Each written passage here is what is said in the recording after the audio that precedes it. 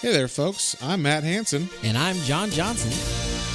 and you're listening to Planes, Trains, and Comic Books, the podcast where we discuss favorites we've reread, both classic and new comics we want to read, and everything else in between. And here's the comic we picked this week. Hey there, everybody. Welcome back to another episode of Planes, Trains, and Comic Books. Today, we're hearkening back to an old time, some might call it the golden age of comics. We're blasting off. We're blasting off back to the past. I don't know. I'm trying to put this all together. Anyway, so we're doing the Rocketeer today, and we're talking about the original series by Dave Stevens. R.I.P. Dave Stevens. He died too young. Great artist, great writer, and he came up with the Rocketeer character. You may have seen the movie The Rocketeer when you were a child like me. Heck yeah. And forever have the badassness of that character emblazoned in your mind. Fighting Nazis. Cliff Secord. Fighting Nazis. So... yeah, I don't know. You grew up with that movie too, I assume? Yeah. You saw it? Okay. You haven't seen it for a very long time, though. No, I watched it several times as a kid. I just cannot say that I've watched it as an adult. I haven't gone back to it. Okay. I have. I saw it maybe like a year ago, and I was like, it's still good. So like, good. it's still good. Well, it's Joe Johnson who did the new Captain America. Yeah. And I was like, I felt so, like, watching Captain America, I was like, this seems oddly familiar. Yeah. So, like, it felt like, oh, yeah. He's definitely the guy to do those kind of old school movies. But I felt like reading this comic, I felt like this was like if you took an old 30s comic or an old 40s or 50s comic and like made it streamline a bit, like they took like a modern day approach to the writing, but still had all their like jargon and all like it still does some of the stuff like, and then Cliff got out of the car and pulled around back and did this or whatever. Like it still has a little description bubbles that you don't really see too much anymore. When it would like jump to a part of a scene where you thought, oh, maybe you wouldn't follow it. So I thought that was interesting that there was some of that. So it definitely had like an old timey feel to the comic itself. But this takes place in 1938. This is when the Rocketeer, and it's really close to the movie, like surprisingly so. I was surprised at how close the movie kept it. They changed a couple of little things for the most part, but like Howard Hughes is in this. The main stories is cool. The same. Yeah, the main story is the same. Like, they find the rocket and he wants to use it to get, his girlfriend's interest back or whatever and make some money. And then, Nazis and Howard Hughes and the government are trying to get it back from him. So, like that's pretty much what the movie is. Yeah. And then, Jennifer Connelly plays Betty in this, or in that. In the movie. So, okay. And that's the main difference. I don't think her name is Betty. I can't remember if her name is Betty in the movie because maybe they couldn't get the rights to that or something. For that, yeah. But in this, Cliff Secord's girlfriend, who is the main character, his name is Cliff Secord, and his girlfriend is Betty Page. Yeah, but they only call her Betty. Yeah, her name is Betty in the comic. Exactly like she Betty looks Page. exactly. Yeah, like, and she's also a like nude model. Yeah, there's several panels like we go to, and you're like, oh, like very not It's tasteful. It's tasteful. There's not like extreme nudity or anything. There's a little butt action in it, I think. Yeah. But yeah. So this one, I enjoyed this one a lot. It kind of like, oh yeah, it's like feels old timey and fun and adventurous. So let's get into it, John. So first things first, we start this comic off, and we're at a diner that looks like a bulldog. It is in the shape of a bulldog, and it is owned by, was it Mitzi? Is that Mitzi, her name? Yeah. This older lady named Mitzi, and then there's a bulldog that she actually takes care of, and he's Millie. Her name's Millie. And the I guess that her bulldog is the inspiration for the bulldog of the restaurant, but. Yeah, it's a bulldog cafe. We get introduced to Peavy, who is like, he's like the Lucius Fox Yeah. Cliff Secord. Like he's the engineer, The tinkerer who fixes engineer, shit. yeah. Yeah. So like the Lucius Fox to Batman, if you remember him from the movie, he's the Morgan Freeman character in the Batman movies, who fixes the bat shit and everything, like all the cars and everything, gets them all hooked up with the tech in the Nolan movies. In this, Peavy helps him with all the Rocketeer stuff. So he gives him the look too. I mean, that helmet that he has is fucking awesome. Yeah. With that wing.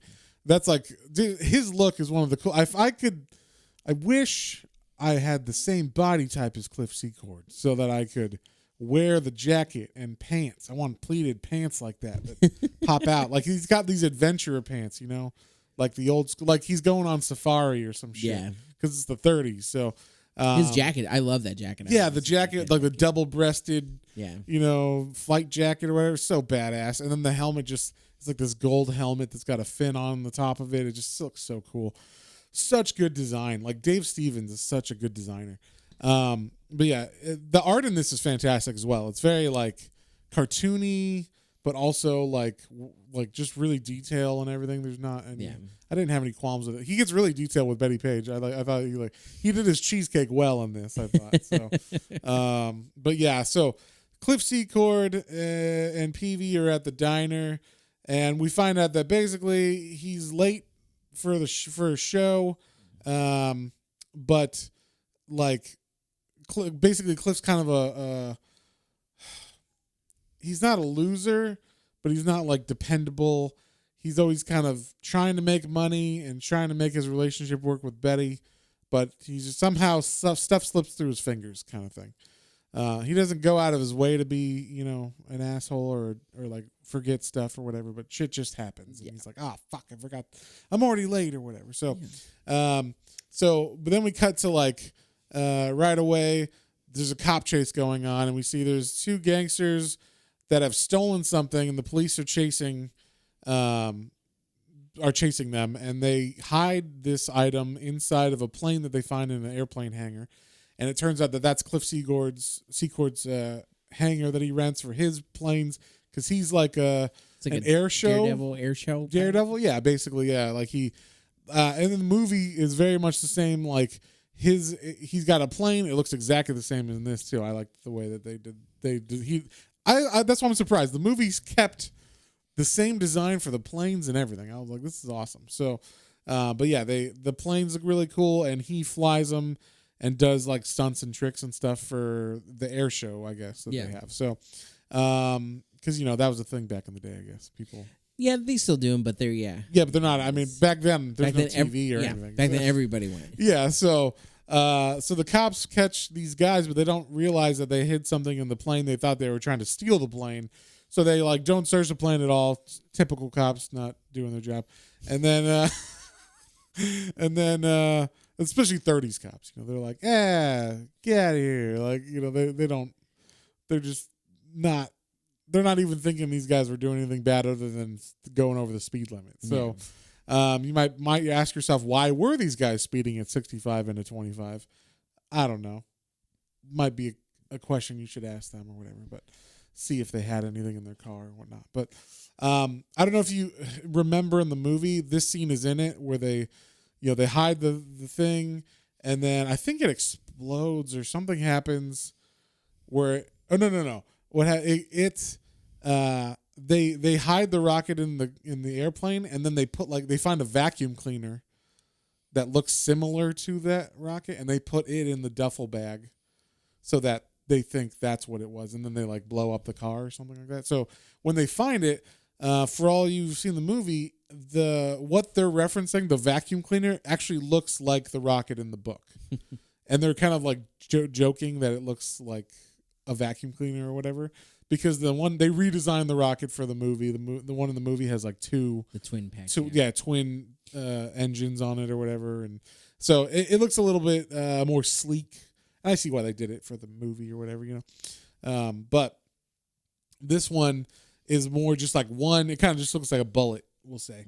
So Cliff, he shows up at the place where he sees the cops, you know, chase these guys, and they're like, "Hey, this guy was in, you know, this area." He's like, "Oh, that's my plane or whatever," and they're like, "Okay, don't worry, we caught him before they stole it." Yeah, and And he's like, oh, okay. And then like as he gets in, he's like, oh shit, they forgot something. And then he pulls it out. He's like, what the fuck is this?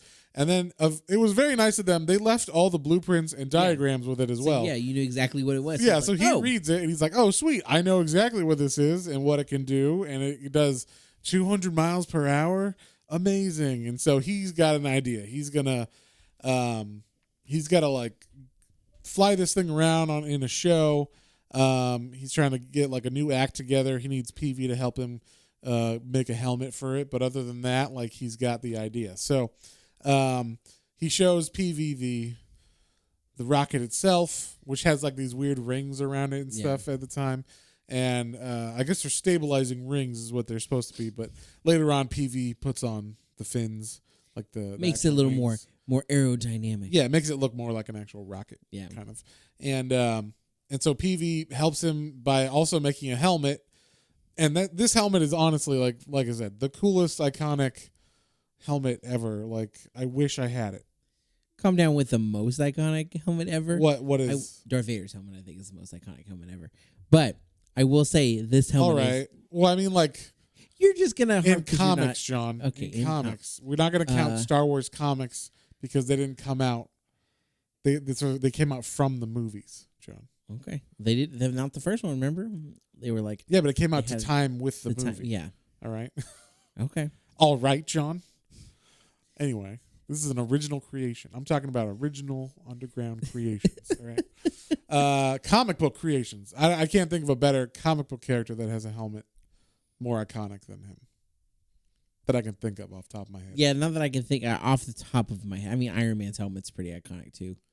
Technically, but it's changed over the years. I'm saying like this is like the same because he created it and then he died, and then anybody who's done more Rocketeer has kept it the same. Kept it exactly. Iron Man originally was not an iconic helmet; it was like a piece of metal over his face. Yeah, a little. Yeah. So, and then they've since made it more iconic or whatever, and especially with the movies coming out. But before that, if you asked anyone on the street, what's Iron Man's helmet look like? No one would say it. But if people had seen the Rocketeer, they go, "Oh, I know what the Rocketeer is." The Rocketeer's helmet is by far thank you the most iconic from comics. Thank you for agreeing with me, John. I appreciate that. Finally, Jesus. So anyway, Cliff he falls asleep while PV's making his helmet because he's like, "Oh, we got an air show tomorrow. Let's fucking throw this thing out there. We'll make a shit ton of money. Then my girlfriend Betty will."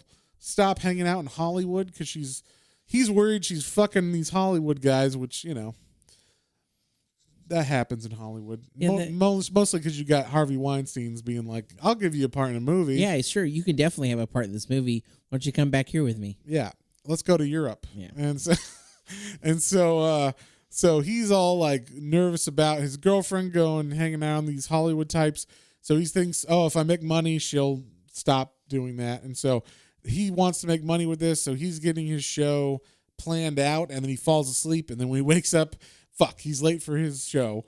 He's already supposed to be on the airfield flying his other plane. Yeah. Not even the little, Rocketeer show he was playing in. So he gets there, he shows up, and the guy, his boss is like, "Hey, what the fuck? You're not here." And this other guy went up, and this guy named Malcolm that was at the diner earlier, who was obviously a drunk, was like, "I'm going to save Cliff's job." And he went up to go fly. I'll go up. Yeah. And, I never really got that he's supposed to be an alcoholic in the movie. Yeah. Because they don't show him, like, drinking. They just show him, like, being nervous. Yeah. Like he's an old man who might have lost it or something. Like that's what I thought it was when I was a kid. But now I'm seeing it and I'm like, oh, yeah, he's supposed to be an alcoholic, obviously. But basically Malcolm is passed out in the plane and he's going all over the place. He's gonna crash.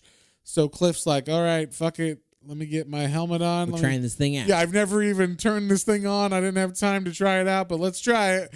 And he's like, basically, it's either going to work or this is going to be a one quick ticket to hell, he says. So he pushes the button because this is like a cool system. I like that he already had the there's like little glove buttons or buttons on like these cuffs that go on around his hands. Yeah. And he pushes the buttons and it can turn on or off the engine. So he turns it on. The rocket starts, shoots him into the air, and the chapter ends. So it was kind of like, These chapters are pretty short. I think they're like 8 pages each or something like that, which also was very deceiving when I was reading this. I was like, wow, that was like a fast 20 pages. Yeah. And then I looked after the first couple of these. I'm like, oh, this is 20 pages. Like, it's not going as fast as I thought it was. But still, it read pretty fast. There's not really too much to, if you've already seen the movie especially, there's not much to like really get more from, so you're like, okay, I get it. But this first attempt at flying doesn't go too well. He does save Malcolm, but the plane crashes into a water tower, and his like ribs get broken. Yeah, because the plane hits him because he keeps like missing it because he doesn't know how to like turn it off and like let it like half power down or anything. So it's either like on 100% and he flies by the plane, or it's off 100% and he like is just falling in the air. So he turns it off, he gets hit by the plane, and then he ends up saving Malcolm, but he like breaks his ribs. And then, like I said, the water tower gets destroyed as well. And then he gets captured like right away too, after he like saves Malcolm, and then he basically doesn't know how to land, and then he is like, oh, I'll just fly into my hangar and where there's boxes, and I'll just like turn it off and slam into all these boxes. So I don't know. Did they have cardboard back in the day, like in the 30s? Yeah, I don't know. They look like cardboard boxes. They look like cardboard, but I don't know if they had. Maybe it wasn't cardboard like we know. Yeah, cardboard. Maybe it's like the really thin like plywoody crates. Yeah, maybe that's what it was. That would still hurt. Yeah, a lot. But it would be it would be less than like steel crates. So. Yeah, true. Or like thick oak crates or something. So anyway, yeah. So he basically crashes himself, and then also. He passes out, and you can see he's like bleeding from his mouth too. Yeah. Like as he's flying, he's like, "Come on, you can make it to the thing, so you don't crash into the ground or whatever." And then you see there's like blood coming out of his mask hole or whatever, and it's pretty awesome. It was like, oh man, this looks painful, So, and then we get introduced to his girlfriend, who shows up to see him on the airfield, and she very much looks like Betty Page, as we said. I don't know if she's supposed to be, but they draw her very cheesecakey in this. Not too like revealing, but like, and also not like she's not like overly voluptuous or anything, but like she definitely looks like a model from the 30s. That's like a lingerie model. She's got the hair, black hair. She's got the fishnets. Yeah, she's got the I don't know what are they called, just the stockings with the garter belt and all that stuff. So, she's a modern 30s woman, we'll say. She's a Hollywood, because this takes place in LA, we should say as well. So she's like in a Hollywood. She's modeling and she wants to be an actress in Hollywood. So he crashes and she finds out. She's like, oh my God, like what happened to Cliff and what's going on? Like no one really knows that he's the Rocketeer though. So he just disappeared and they're like, well, where is he? And so he ends up getting woken up by a government agent or someone. We don't know it's a government agent at the time, but this person pulls a gun on him and says, hey, that doesn't belong to you. I'm taking you in, and so he thinks it's like a gangster. And while this gangster's driving him away, he gets pushed off the road by someone else, and that's when you find out that was a cop actually that picked him up, and then it turns out there's some German guys that pushed them off the road. In the meantime, Betty Page and Peavy are looking for Cliff, and now Betty knows because Peavy's like, that was Cliff, that was the guy, and she's like, what? And so they go to Cliff's his hangar, and they find his bloody helmet. They're like, oh my God, he's dead or something's wrong.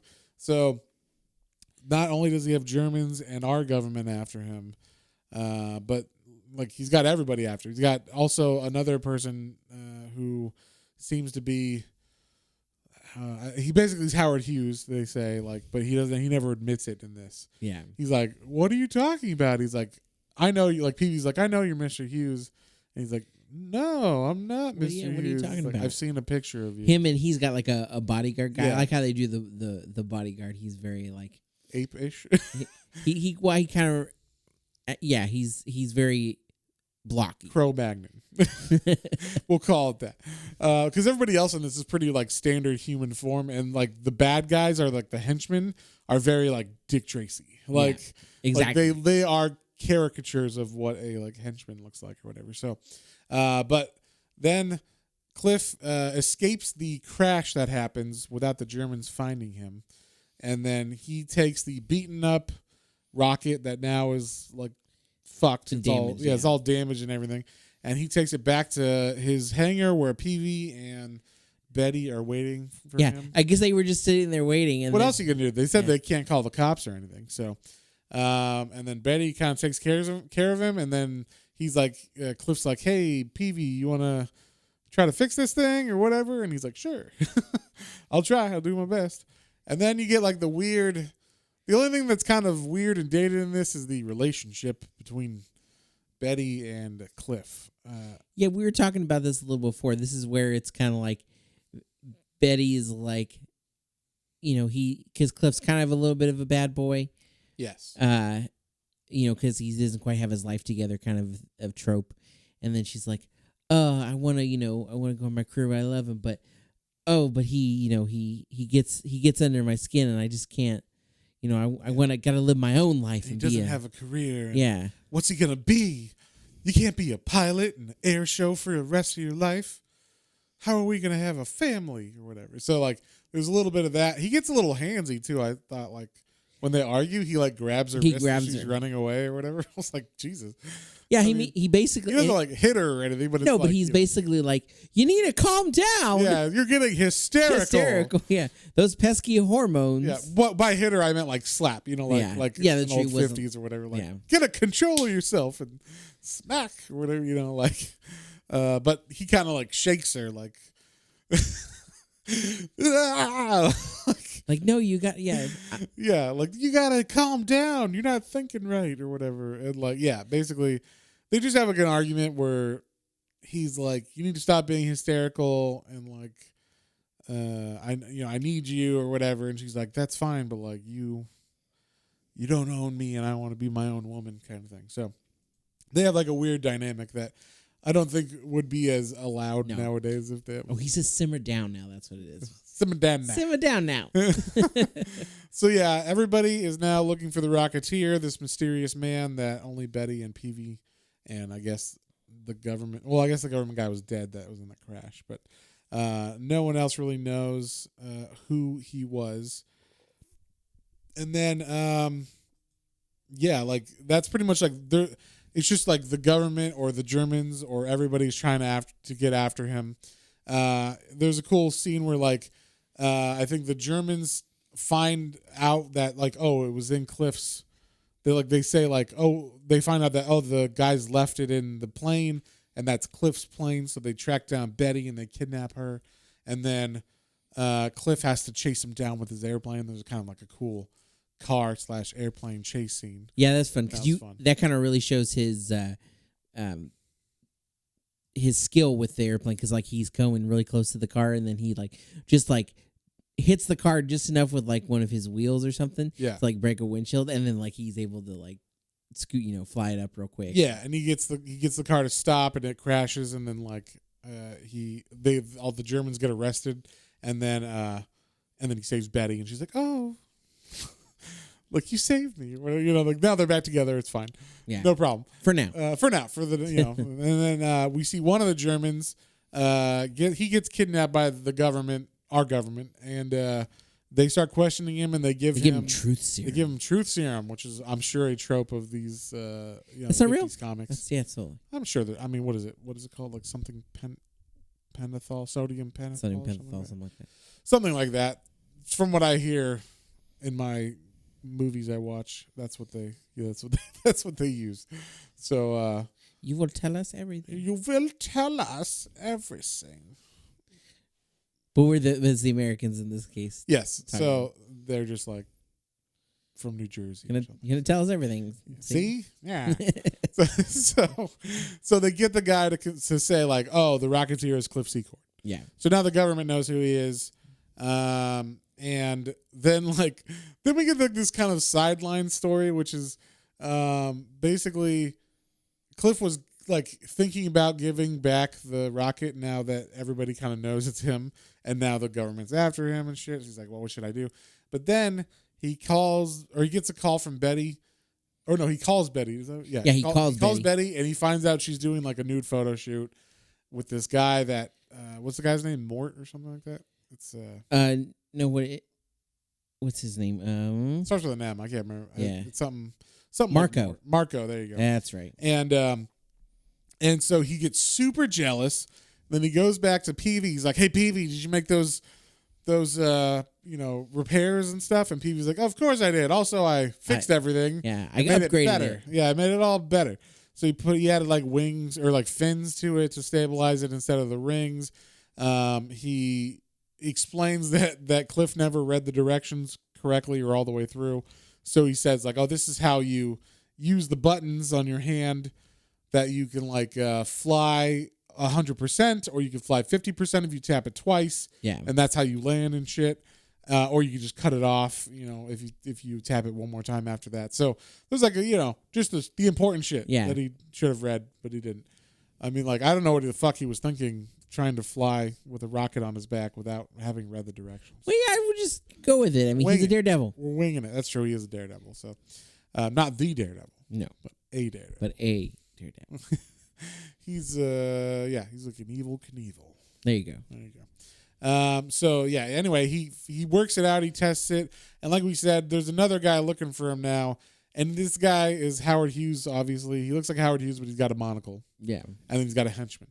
So they're looking for everything too, but they're kind of like not really they're not really like as mean as anybody else is. Everybody else is like will beat the shit or try to kill Cliff, and these guys are just like, "Tell us where it is." So he's like, "I'll tell you where it is. It's at this address."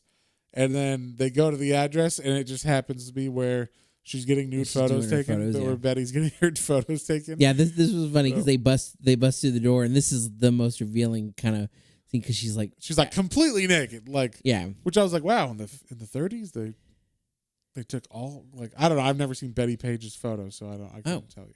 Well, but John, fill us in. How nude does she get in these photos? Yeah, I mean, Betty Page is like the most like synonymous with like the boudoir style photo and like, yeah, there you go. I mean so she's totally new in the comic, but as far as they're still covered, she's still covered up. Yeah, obviously it's not like it's cheesecake. Like it's not tastefully. Yeah, it's what people call fan service sometimes or whatever. But it's just. She's covering herself up in the strategic places, but she's nude or whatever. And the guy that's taking photos of her, he looks like the creepiest dude ever. He's got like what's going on? Like, who is this? What are you doing in this house or whatever? And and the guys walking and their eyes get like super bugged out. They're like, oh shit. And Howard Hughes and his little bodyguard are like, hey, what? Sorry we barged in. We're obviously in the wrong place, but we gotta ask some questions. Yeah,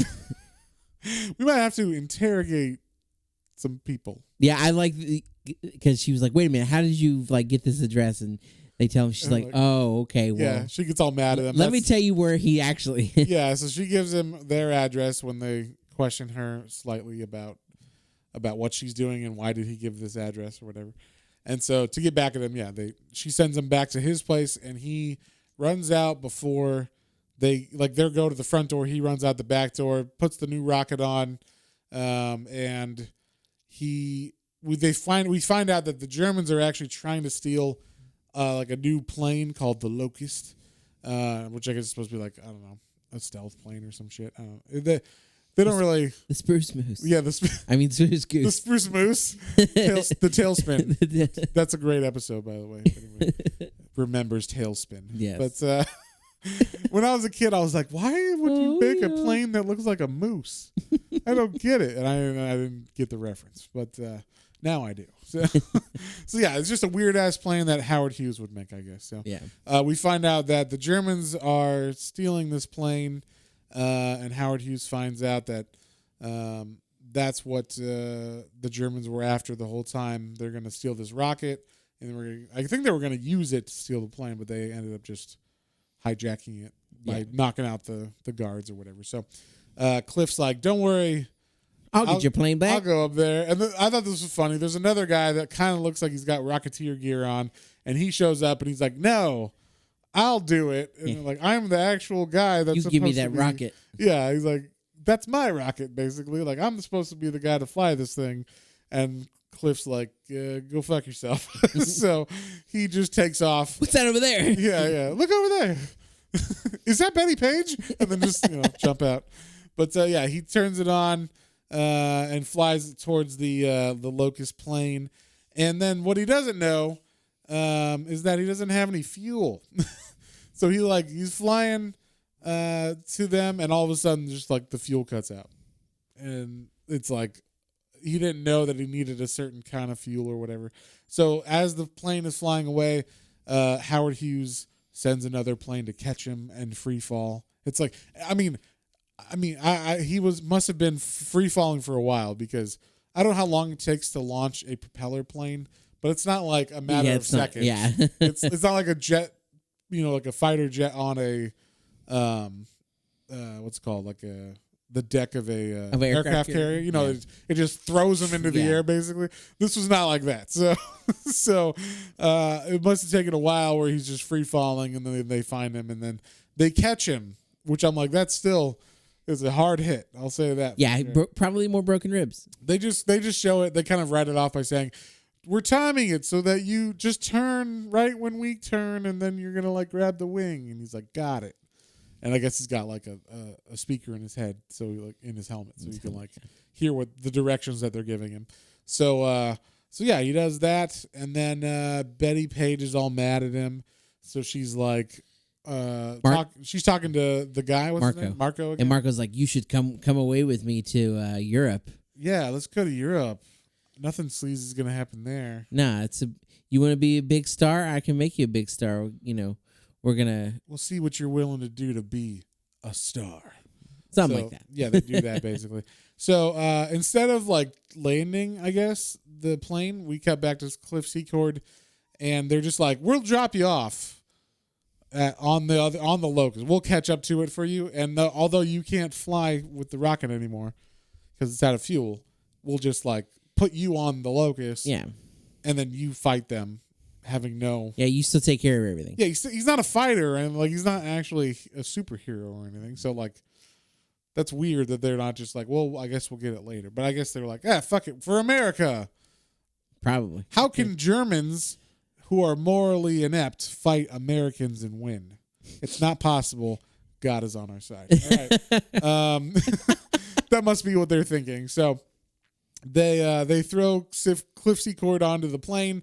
Or they like let him off from their wing, and he goes in and he takes on these Nazis, and no problem. He takes over the plane. He's able to land it just like a hero. He crashes the plane, but like I was lands, like he lands it, but he he does an okay job landing. He survives. Yeah, he's like it's mostly in one piece. Yeah, and so what matters is that the Nazis didn't get it right. So. He comes out and he's like, yeah, it's fine, I'm okay, and then he like passes out, and then that's the end of this. So like, he wakes up and then he finds out that, that Betty is gone, and that's when we find out, that this guy was Howard Hughes and whatnot. So he's like, Betty's gone, where'd she go? And she's going to New York, and then they're gonna fly to Europe or whatever. So luckily, this is like it takes a week or whatever to get across America. Yeah. This is in the 30s, so I don't know how long they take the Oregon Trail or something. I don't know what they did to get there, but it took a long time for them to get to New York, so much so that he had time to wake up in the hospital from his plane crash and still catch them in New York. So sneak out, get in his plane, take his plane to a place, fill up, and then go to New York. Yeah, and he also is able to. He finds out like where the rocket's getting.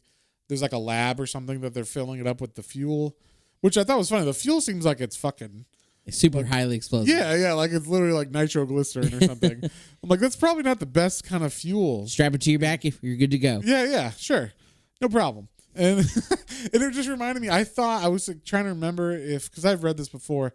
I don't know if you remember in the movie there was a gimmick where he got shot in the rocket and there was a leak and they put a piece of gum over it to cover the hole. And nope. and so in the movie, when he gives the rocket to the Nazi, he like takes the gum off, and then the Nazi flies away and it explodes. And so like that's how he beats the Nazi.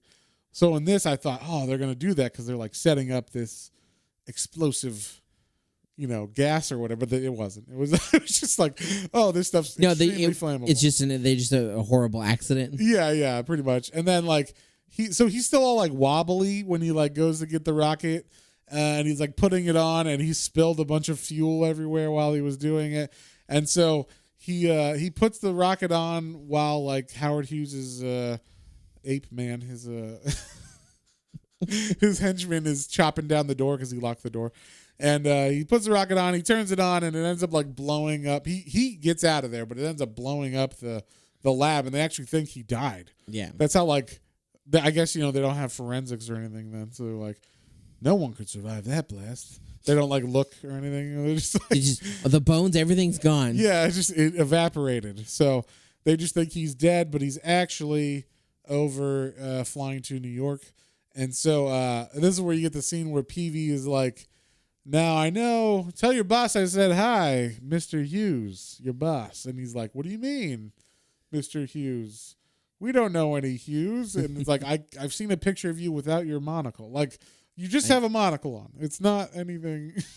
Calm down, Clark Kent. Yeah. Yeah. Yeah, exactly. It's like, put your glasses on. I know who you are. Yeah. So he's calling him out. I thought that was a funny, like, back and forth. Yeah. Like, so yeah, basically, Cliff flies to New York. We see that Peavy goes to the Bulldog Cafe, and the bulldog, the actual bulldog that's sitting there, the mascot of the cafe, is sitting there, and he's got a note tied to his collar, and it says like, "Don't worry, Peavy, I didn't die. I'm just going to get Betty in New York. Be back soon. Got to save her from that fucking Hollywood asshole." Yeah, that Weinstein fella. Yeah. We'll call him Harvey W. or H. Weinstein. But yeah, so that's the end of like this main story arc, or this first story arc, is like Cliff's off to get his girl. And then we get like it's kind of like a weird storyline that happens in New York. Basically, Betty has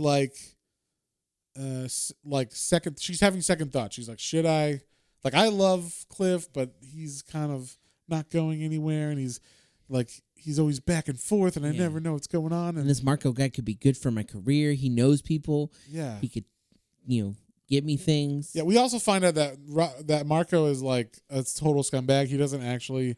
He's talking to one of his Hollywood friends later, and his Hollywood friend's like, you gonna fuck her later, basically? And he's like, yeah, I told her everything she needed to know about it, but she's holding out on me. No, well, he says that, but then he's like, yeah, but like she's there's girls like her, like a dime a dozen. Like, yeah, when I'm done with her, like there'll just be another one to come along. Right. So he's just trying to get her for nudie photos and other favors or whatever. So basically, when Cliff gets to New York, there's like some weird shit going on where like people are dying that are, I guess Cliff used to be in the circus. Yes. And when I say the circus, he used to be a carny folk. And so he was in like the sideshow. Yeah, we'll say it, but they're freaks. All right, so, what they used to call the freak show. I don't know what they call it now because they don't have them. Because those are not do not exist anymore. Those jobs aren't around anymore. We got to bring those jobs back. Anyway. Wow. Anyway, so yeah, we find out Cliff has friends in New York, and some of them are dying from someone. Like breaking their back, like Bane style, crushing their spines. You're like, Jesus Christ, who the fuck is this? But in the meantime, he meets up with his friend Goose. Yeah, and Goose is like, oh yeah, we'll drive around all night, try to find Betty, and pal, she's got to be at one of these fancy restaurants. Because like I said, they get to New York by the time he gets there, and then there's another day in between them taking their flight to Europe. Or boats. I don't know. Is it a flight or a boat? I think it's a boat. It's a boat. That's right. Okay, that's a boat. Cruise to Europe because they don't have planes that can fly over the ocean at that time. That's right. So, because it's all propellers, so there's no jet engines yet. So yeah, he's got like a whole night to find her. So he's like, oh my God, we got to like stop at every hoity-toity restaurant and like we'll find him. Yeah. So that like the second to the last one, they find him. He kind of like. I like his little like scheme. Like he goes up to the little bouncer dudes and he's like, this restaurant. He's like, yeah, hey, there's a cab here for so and so, and like he's like, I don't know, do you? And he's like, here, I got a picture of her. He's like, okay, let me go check, and like they'll send him inside. And then in this case, she was there, so goes over to the table. He's like, hey, Miss, whatever, Betty, your cab is here that you ordered. She's like, I didn't order a cab. Yeah, that actually happens in the movie. In the movie, she goes on a date because the movie is like kind of a combination of both of these stories minus the freak show part. Yes. So like take the main bad guy from this story and add him as a henchman to the other story, and then make the Hollywood guy in this the Nazi fellow, like the main Nazi guy or whatever from the movie, and then you have the movie basically. So like in this, he goes to the restaurant. He's like, ma'am, may I light your cigarette? And then like she looks up and it's Cliff and he's all like beat up and everything. Yeah. And that was in the movie too. Like he goes to the restaurant, he like punches the guy out, takes his jacket, walks over and he's like, hors d'oeuvres or whatever. And like she's like, what the fuck? So yeah, basically he embarrasses her in front of everybody. And he's like, what are you doing? Like you're with these these Hollywood assholes. And then I thought this was funny. So he just beat up Nazis, like actual probably soldiers or Secret Service people for the Nazis. Yeah. In the meantime, I guess maybe because he's still injured, but he gets beat up by this Hollywood guy in the restaurant. So much so that like someone had to stop him, like from beating up Cliff. And the someone who stops him is another guy that's at this restaurant. And we're like, who is this? I don't know. He looks kind of evil. They draw him very like. I thought it was like striking. The restaurant manager or something at first. Yeah. Like, excuse me, sir, you can't beat up people here. Yeah. No beating up in this restaurant. We have a very non-beating up policy. That's right. Here. So, but yeah, this guy saves him, and basically Betty is like kind of fawning over Cliff. They take him out. Goose is waiting outside still, and Goose is he's got a taxi, so he's taking him around in his taxi. So they all go together in the taxi, and we see this guy is the way he's drawn is, like we said, kind of suspicious. We don't know why he's drawn. Like obviously he looks striking. We'll say he doesn't look sinister necessarily, but you're not sure why they're drawing him like this. Yeah, he definitely has a specific look to him compared to the other people. He's got a very a big nose and stuff, and then we see in one part. He says, so long as he's in New York, I'll be sticking to him like a shadow. And I was like, oh, shit, it's supposed to be the Shadow. There's a comic book character from the 30s, like a pulp comic character named the Shadow, who's got a big nose. Like that's specifically his thing. One of his traits or whatever. So he's like including him in this. He doesn't actually call him. He doesn't ever dress up like the Shadow. I don't think he had rights for the Shadow. Yeah, it was just a fun nod. He's like nodding to the pulp history of comics and stuff. That's cool. At this time. And so you didn't know that though, right? No, I had no idea. When you told me, I was like, oh, that's cool. I mean, I kind of know who the Shadow is a little, but I was like, that's neat. Yeah, and in this one we get Dave Stevens draws Betty Page a couple times where he's like drawing her in a dress, and I was like, Dave Stevens knows how to draw the ladies, because like it's what it is, that purple. It's that purple again, just like Tim Sale with Catwoman. I'm like, I don't know what it is. I gotta buy my wife a purple dress or something. But he draws her very well, we'll say, in this purple dress. So but he draws her, and he's like, she like is with him in the cab, and then she like walks out away from him, and I guess goes back. She's like, I don't understand why you came up here. Like, basically it's that thing. Like, so you're just jealous or whatever. Yeah, and so she's upset that he came, even though she's secretly like having doubts. And then he's like, well, whatever, okay, then you can just go. And so she leaves, and then he's like, oh, I shouldn't have come. But so they're both having the same internal struggle. Yeah. But telling each other to leave or whatever at the same time while they're like, but I want you. And it is interesting cool because she decides on her own yeah, that she's not going to go. but she also tells the guy said he had a job for Cliff while he was in New York if he wanted it, because if he wanted to earn some real money, and she's like, he was like, I don't know about that. And then when she gets out, she happens to talk to the shadow guy again. She's like, hey, whatever you do, like, that's why he's like, yeah, I'll stick to him like a shadow, is because, like, whatever you do, like, you need to make him take this job because he is broke. He could use the money. Yeah, because also she cares about him. She cares about him, but also she has decided to not go with Marco to Europe, so she's going to go back to, I guess, Los Angeles. Yeah, she just said she's going to go back to L.A. So she's also like, he needs a job because I need stuff too. If we're going to be together, kind of thing.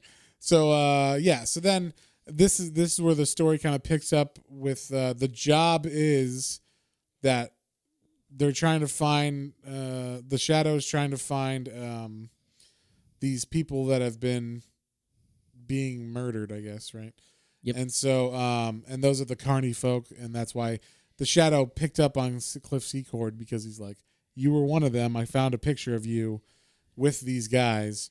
And so, Cliff is going around, and Cliff doesn't realize that he doesn't realize that this is who it is. And like, he just says like, oh, there's this stuff going on.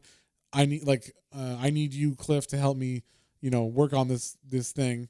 The Shadow's like, oh yeah, I need you to help me. And then while they're like in the process of like infiltrating the gangs around town and getting info, dressing up, I thought it was funny how like the Shadow dresses up like a known bad guy, like a known henchman. Yeah. It's like, hey, I'm Tommy Two Times, give me my usual or whatever.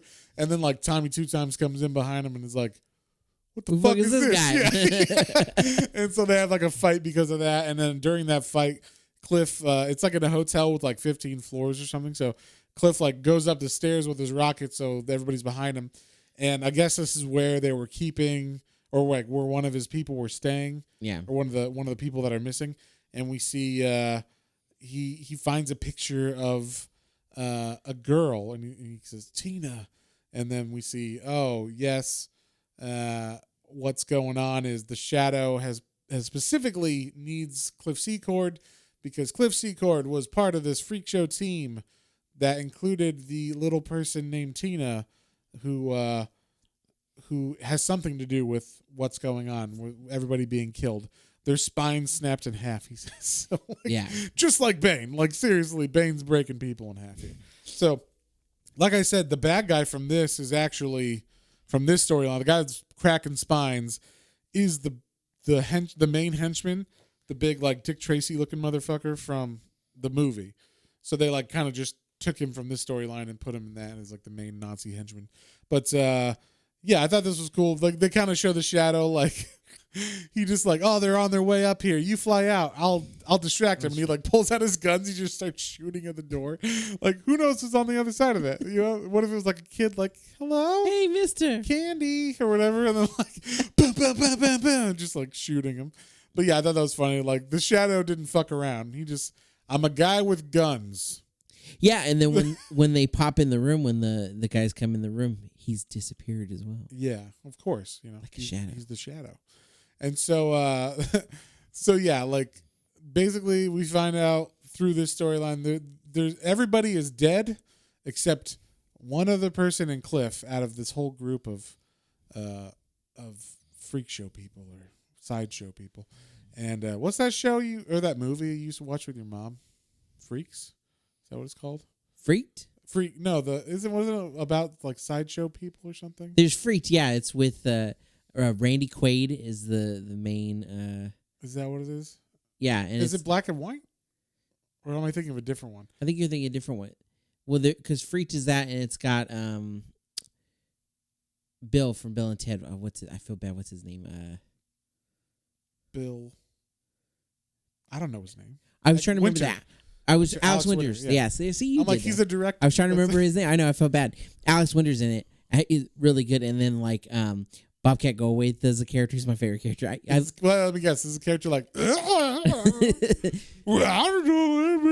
Calm down. It works. That's his character. It's hysterical. Hey, that's hysterical. His movies he's directed are fantastic. Sure, they're great. I think I love every single one of them. Yeah, what's that, Number One Dad or whatever? That's a great one. Oh, World's Greatest Dad. Yeah, World's Greatest Dad. Oh man, don't give me good one. Anyway, back to happier things. What did you just because I was I was like, what was that movie you used to talk about? Freak Show or something like that. But yeah, so there's only one person left, and it's a magician that was in this cast of people, and Cliff Secord. So we find out like the guy's doing a show, and as he's like doing his show, he's like, "May I have a volunteer from the crowd?" And this fucking Bane motherfucker stands up and is like, "I'll do it." And I will do it. And he's like, "Don't worry, I won't kill you." Like he gets on stage. I'm not gonna ruin your trick. Yeah, I'm not gonna ruin your trick, and I won't murder you right here in front of everybody. But then he kind of goes back on his word because the trick happens, and then he like, it happens, and everyone's like, "Woo, good job!" And he disappeared, and now there's a mummy where the guy was. But then he just like punches his way out of the back, and people are like, "Oh, that's how it's done." Fake, boo. Yeah, and then he just starts trying to kill everybody. He goes after Cliff and the magician guy because they're both trying to help it. And then we get like a flashback of what happened. So basically, what happened is Cliff used to do the water, like kind of Houdini trick with like the straitjacket. He would fall in the water, or I guess he was in the trunk in the water, and then this magician would be in a straitjacket, get out of the straitjacket, go in the water, save Cliff in the case that was locked under the water, and then they would both live. Then like one day, kind of like how Malcolm flew for Cliff in the first comic or the first story arc, Cliff was late, and Tina was like, "I will take his place." Well, she also part of the reason that, because this is important to the story, yes, is that, so I guess he also, like, while Cliff was part of the show, he also, like, I guess agreed to go on a date with Tina. Yes, and like broke her feelings. Yeah, and then like he didn't. Yeah, then he didn't show up. I don't remember for what reason. Well, she was talking to him, and I guess she was like, "Will you go out? Like, will you come over to my trailer tonight and have dinner?" And he's like, "Sure." And then there was like a hot girl that was hitting on him. Oh, that's right. Like, I'm gonna go out with her, and like her name was Ruby, and so he forgets totally about Tina, breaks her little heart, and then the next day, they were like, "Where's Cliff? Where the fuck is he?" And he had just like got his brains fucked out by Ruby, so he didn't show up. And then Tina volunteered. So. But the main part of that is that, so she gets her heart broken, but then the big Bane Solomon Grundy guy is like, "Oh, that's a good comparison." Yeah. He's, because that's part of the thing, is because he loves her or whatever. Yeah, he's like, it's okay, like I'll have dinner with you. And she's like, "Great, this fucking." No, it seemed like she was genuine about it. I know, just joking. Like, but yeah, like he obviously cared about her because that's what this is about. So then, yes, like you're saying, that would have been great if he was like, if she was like, "I don't want to go out with you, you fucking freak." Like he's like, "But I'm trying to be nice." Yeah, that would be. Wow. That would have been funny. But then yes, so she volunteers to do it. Cliff is late because he got his brains fucked out the night. But her smaller lungs cannot hold breath as long as Cliff could. Right, and the magician didn't think about that. Yep. And so he opens the box and she's dead. She's dead. She's just fucking blue. She is horrible. Yeah. And so she drowned, and then the Bane guy, who was actually part of this, he was part of this thing. He was played like, I guess you call him the MC or something of this trick, where he was like the death. He was dressed in like robes that looked like death, and he had a sickle. And I guess he would be like, "The death-defying, trick. Will I get my prize today or whatever?" And then it turns out he did get his prize today because the little person died. Yes, and he was quite mad and distraught. Yes, and so that's why he's going around and breaking everybody's spines. I will kill them all. Yeah, so he killed all. My beloved Tina. Yeah, yes, and so we get like a. It's a weird like fight scene across like a amusement park, so like roller coasters and stuff. Yeah. It's kind of a fun fight scene where the Rocketeer and him are kind of fighting all over the place. But then And this is where like it also goes back to the movie because basically they're on like a blimp of sorts or like some kind of like canvas outer shell, and it's on fire, and then like the bad guy is fighting him, and then he falls into the burning inferno and then dies or whatever. So it's kind of like the movie where they're fighting on the blimp, and then the blimp starts to explode because it's made of it's filled with hydrogen, not helium at this time. Yeah. And so it starts to explode, and he's like, ah, and he's running, and then it like blows up under him. So I thought that was kind of fun. And yeah, and then Cliff's like, well, that was a fucked up storyline. I'm going to go back. Good to see you, Goose.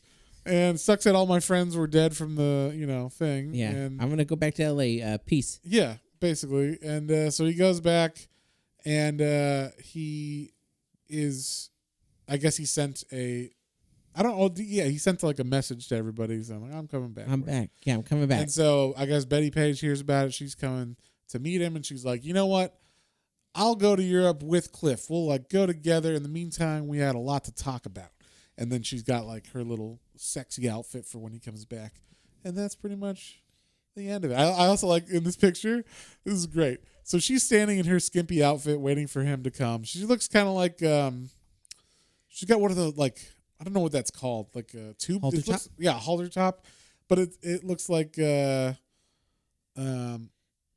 dancer at like the Tropicana or something, Yeah. There's like a Latin vibe to it or something. So, but I appreciate this picture because behind her is the dog. Is the dog. The dog is like looking at her ass like, yeah, it's funny. I thought that freaking was funny. Rover Dangerfield. Yeah, hell yeah. What do you mean? I'm a dog, huh? I get no respect. Can a dog get a little bone here?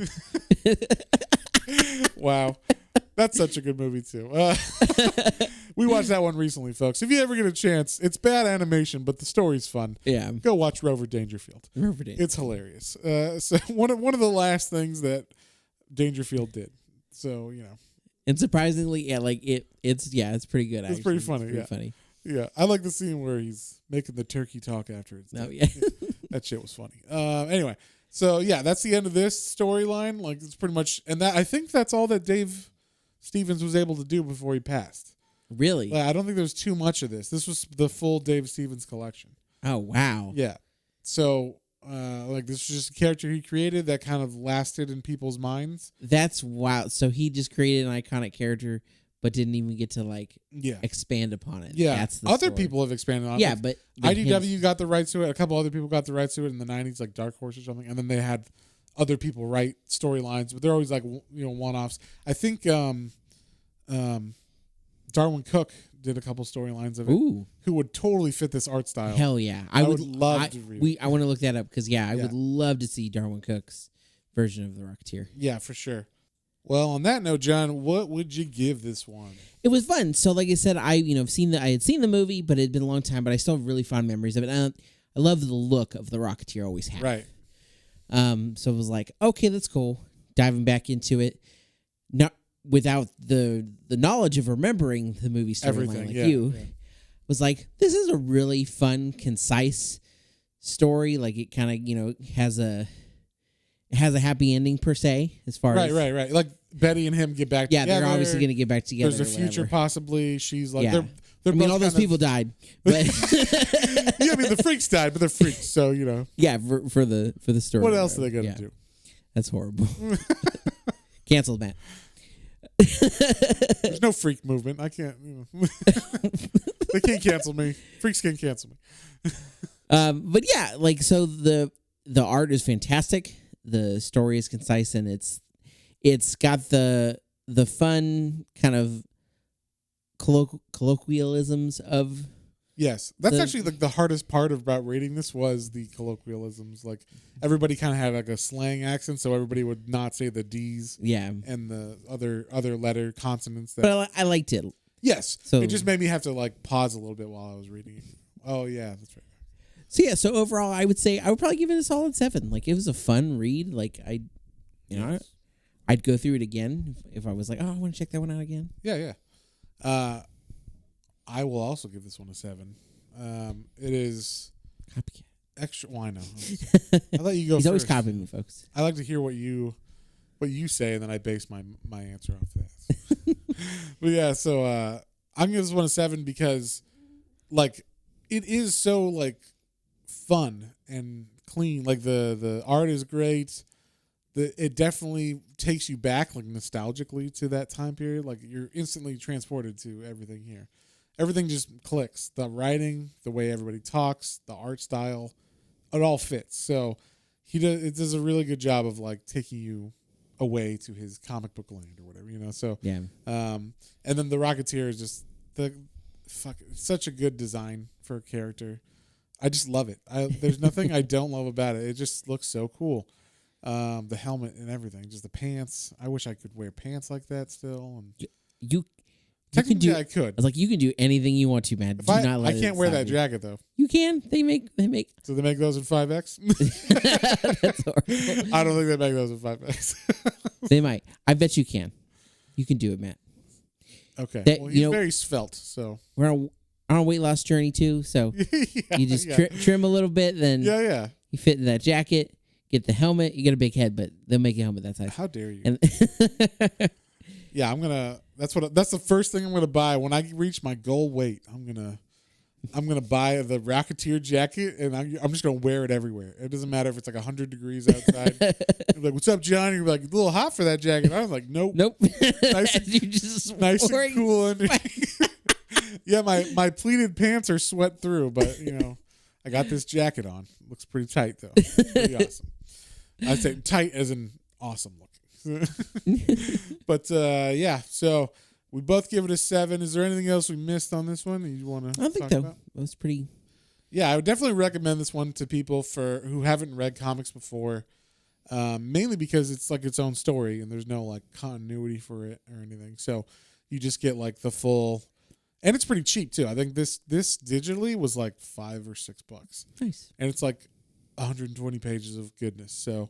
And like I said, you can watch the movie and watch this, and you're like, yeah, it's the thing. It fits. I will make one more point is that because it's so concise too. Like I just breezed through that. I didn't have any like with the story or whatever. Like I was into the story. I was it grabbed my attention the entire time. So even with like really, the storyline of like there's freaks in Hollywood or whatever, I was like, yeah, even though it got a little weird. Like I was like, I'll go with you. It's time period, so I was like, okay. Yeah, see, that's what I mean. Like, it fit the time for like that style of pulp comic and everything. Like, it felt like a story that would be written in the 30s, and also a story that, like, where the guy, it's written nowadays, so it's more clean as far as like the writing style. But like, he went out of his way to make everything authentic. Like, that's why he uses the shadow and all that kind of stuff in it, because it's like, oh. We want to throw that pulp in there. We want to make it pulpy. So, yeah, I agree. This is like a really good book. But let's see. What are we reading next week? Green Lantern, the Sinestro Corps War. Fuck yeah. I've been waiting for this. Because you keep bringing that up too. And I like Green Lantern, but I've only read like 2 of the stories. And I thought you read this. And this is you were telling me like, this is like the best story. Have you not read this one? Yeah. Well, this was what was coming out when I was at the comic book store. Yeah. And this was like, so my first introduction to Green Lantern was the Rebirth story from Jeff Johns and I think it's Ethan Van Sciver or something. And then I started buying the issues like from issue 1 of Green Lantern and then the Green Lantern Corps, or the Green Lantern Corps. And then they led into this war with the Sinestro Corps, which is like the yellow lanterns. And then they eventually led into Blackest Night. Blackest Night was the first one I read. Yeah, so I was like, this is like cool. The seeds of all that stuff. So it's very, very cool. If you guys know anything about Green Lantern, it's pretty badass. And it was like, this was the redemption also of like Hal Jordan, because in the 90s, Hal Jordan was a bad guy. You know, like he murdered a bunch of other lanterns. Like there's a cover, I think it's like Green Lantern number 50 or something, where he's got like, looks crazy and he's got like 40 rings on his fingers. I've seen that one. And that's because he like killed all those other lanterns and took their rings. So like, yeah, he like murdered a bunch of lanterns, took their rings, went bad. Then in Rebirth, they were like, you know what? that's because of this fear demon called Parallax. Yeah. And Parallax is from this like fear-based spectrum, and that's what just like the Green Lantern movie, since we're comparing, right?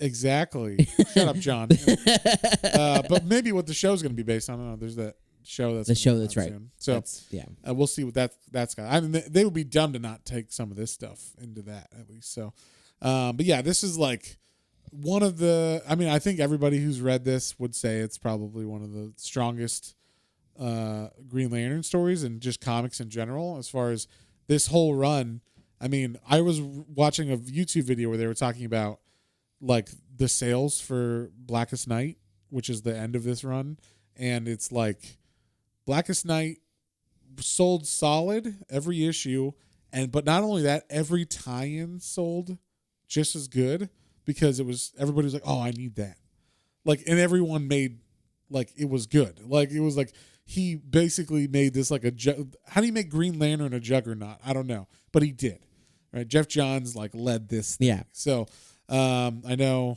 he's not super popular right now in there, but he is a good comic writer, and he wrote this really good epic series. So yeah, we're gonna read like one of the pinnacles of the series before Blackest Night, which was the Sinestro Corps War. Yeah, I mean, I'm excited because I like Green Lantern a lot. Blackest Night really got me into Green Lantern because I didn't know as much about him, and you were like, you should read this or whatever. Because I think that had come out, and you were like, you should read this one. Yeah, and it's funny so I've always liked Green Lantern, especially from there. And my wife does not like Green Lantern. She doesn't get it. She's like, I don't get it. Yeah, he's a wimp, basically. I was like, I don't get how he's a wimp. He's got extreme will. Yeah. Hal Jordan willpower. Like, what are you talking about? Like, I used to joke with my wife about that before. Yes. I'd be like, no, it's the willpower. I have it, and I'd be like, Hal Jordan. She's like, yeah, no. I don't get it. Well, she's never read comics either, so that's how it is. So yeah, anyway, if you guys want to read that one and compare and contrast your likes and dislikes with us, or if you just want us to spoil it, check that one out with us next week. And if you guys have any comments, questions, or suggestions, you can email us at planestrains.comicbooks, all one word, @gmail.com. Don't forget about our Instagram, Twitter, and YouTube channel for exclusive content. Don't forget to rate us 5 stars on Apple, iTunes. I do this every time. John. iTunes. Close. You got it. Close enough. Podcasts. We would really appreciate it. And thank you guys for throwing out your love and suggestions. Yes. We're taking everything in consideration, and that's why we're doing this, is for you guys. We appreciate the feedback. So, let us know what you like. Let us know what you don't like, and we'll keep we'll try to get you guys what you want to hear. Yeah, sounds good. We'll see you on the next one. Bye.